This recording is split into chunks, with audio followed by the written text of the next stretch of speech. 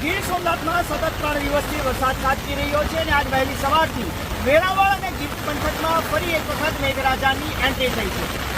ફોરટેક highway છે વેરાવળ નજીકના સોમનાથ બાયપાસનો અને આ ફોરટેક હાઈવે છે તે આજે પણ અહીંયા પર વાહન વ્યવહાર ખોરવાયો છે.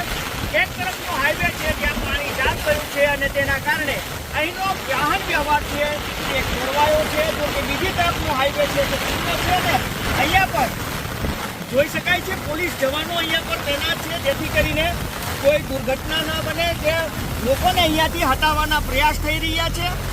અહીંયા ગઈકાલે પણ આ હાઈવે છે તે વન વે થયો હતો કારણ કે અહીંયા પર પાણી ભરાયું હતું અને આજે ફરી એક વખત આ હાઈવે છે ત્યાં પાણી ભરાયું છે.